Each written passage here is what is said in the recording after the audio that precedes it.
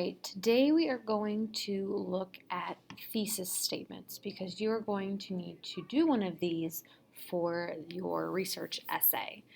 Okay, so first off, it's good to take notes on notebook paper for actually writing it down on the paper you're going to be turning into me, and that way you can get all your thoughts out. First off, thesis statements. Okay, this is always going to be one sentence. That's it, one sentence. You can use those grammar structures we went over at the beginning of the semester to help have compound and complex sentences if you need more space, but it can only be one sentence. And that one sentence is part fact and part opinion.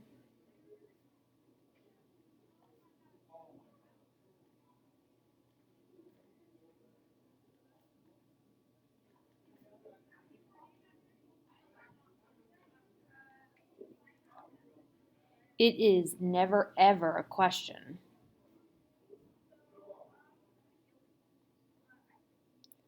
And it's certainly not a summary.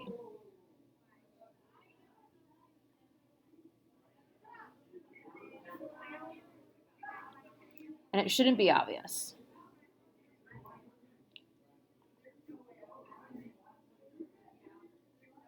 So it shouldn't be like a, well, duh kind of moment. Like, for example, Sir Toby's a drunk and it causes humor. That is not a good thesis statement because obviously he's drunk in the play and obviously it causes humor. You want something a little bit more on that edge. Okay? So what we're going to start with is we're going to look at topics.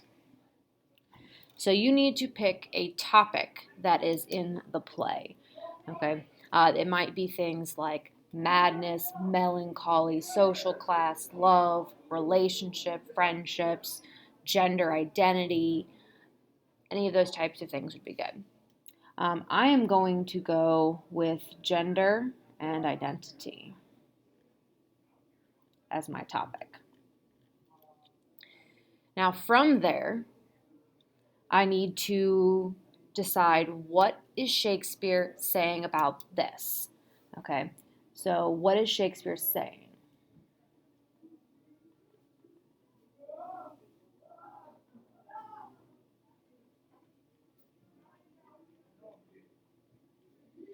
Because that's going to be what helps me decide on the theme. So, my theme that I might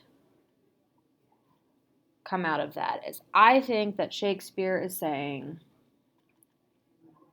that hiding your true self, so hiding who you are, can lead to misunderstandings.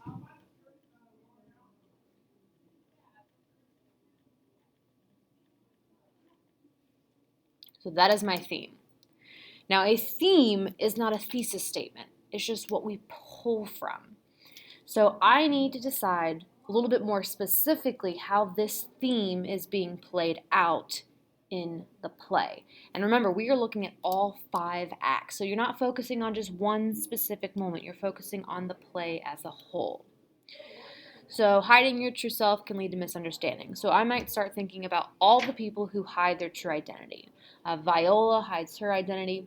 Sebastian hides his for like 5 seconds at the beginning of the play, so I don't really count him. I would say that Olivia does also hide herself when Viola meets her for the first time. Remember, she tries to pretend that she is a servant. I would also say that the fool hides his true self when he is pranking Malvolio, pretending to be Sir Topaz. And I would say that Sir Toby hides his true self when he specifically is, being fake towards Sir Andrew. He's using Sir Andrew, so he's not being true to Sir Andrew. He's hiding how he really feels. So I'm going to go with the idea of gender identity specifically. So I'm going to stick with Viola. So my thesis.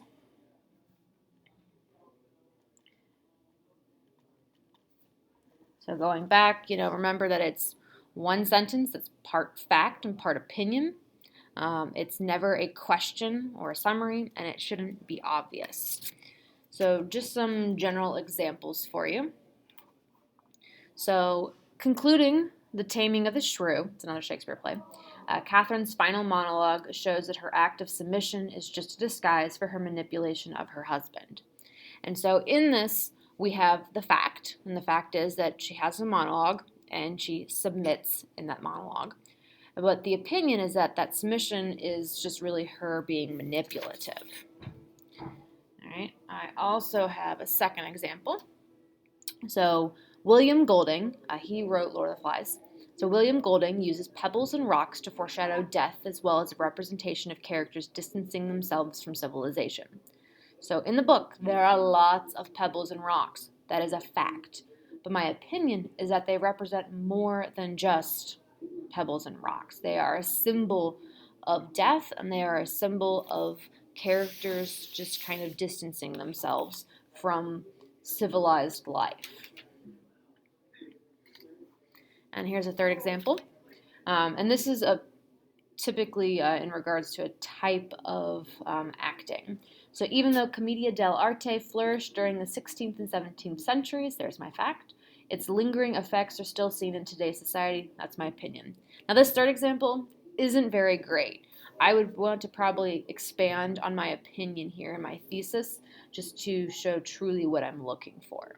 So remember, part fact, part opinion. All right, so let's see what we can come up with here. So I am going to say that my thesis will be Viola disguises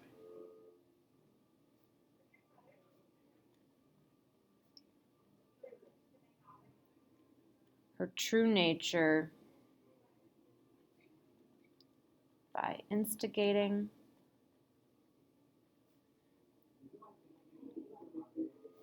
gender confusion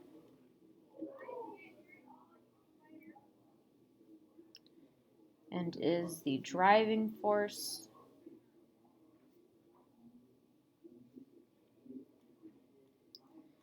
behind her motivations.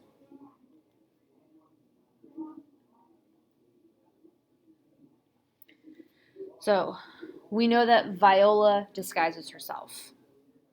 That is something that is a fact. We know that it causes confusion throughout the play. That is something that is a fact. But I'm saying specifically that by her cross-dressing, it is the driving force behind her motivations. Okay, now I could just end it like this, but I just like the fact that I mentioned the cross-dressing there. So I might want to add, so Viola's cross-dressing.